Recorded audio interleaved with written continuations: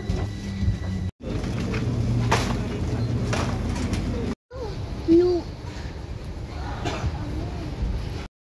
Pizza. Good morning guys. So today guys ay anong araw baga ngayon? Wednesday.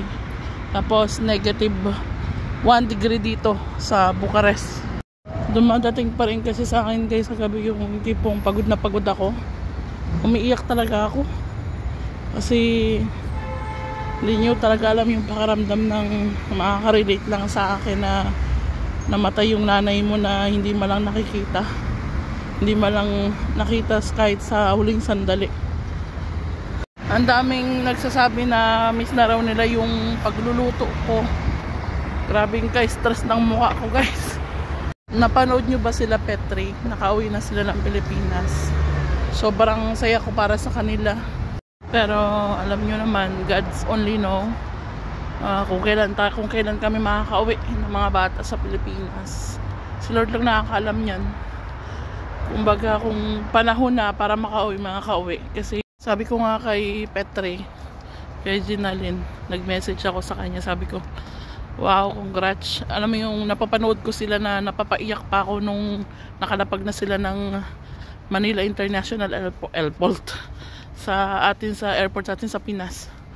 Sobrang namimiss ko na yung ganung pakiramdam dahil nung umuwi ako ng Pilipinas way back 2017, as in, hindi mo paliwanag yung pakiramdam paglapag ng eroplano. Parang gusto mong umiyak, gusto mong sumigaw. Yes, after 2.5 years nakauwi din, di ba dati nanggaling ako ng Kuwait. So ngayon since 2017 di pa ako nakauwi. Magi 8 years na guys. Parehas lang kami ni Ginalyn. Nauna lang siya sa akin ng kaunti dito sa Romania. Kasi di ba galing naman ako ng Cyprus. Hi May Angel. So ngayong araw po pala ay Sabado at papunta po kami ng Kranggash kung saan kami bumibili ng murang manok. So wala po ako nakuhang part-time ngayong Sabado at nung Friday ay wala rin po akong part-time. Ngayong araw ay sobrang lamig po dito sa Romania at negative 3 ba o 4 degrees. Siya na lang mag-grocery kaya lang ayaw pumayag. Gusto laging kasama kami. So yun, no choice tayo. Sumama na lang kami ng mga bata. Ito yung reason ko kung bakit ayaw ko talaga magsama kami sa pag-groceries. Ewan ko ba May Angel kasi pag ako nag-grocery as in pinipili ko talaga yung item or pinag-iisipan ko pa. Matagal po talaga ako mag-grocery May Angel. Kaya lang pagkasama ko yung asawa ko, yung si Mr. Petro, ay nako, golpe ang inipin. Yan diba ang inyong asawa, gusto yung pagkakuha mo yun na talaga.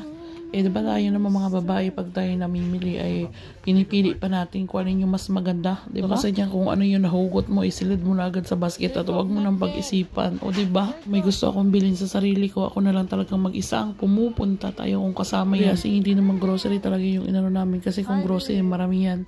Pali bumili lang naman kami ng hita ng manok kasi mura po talaga sa Lidl.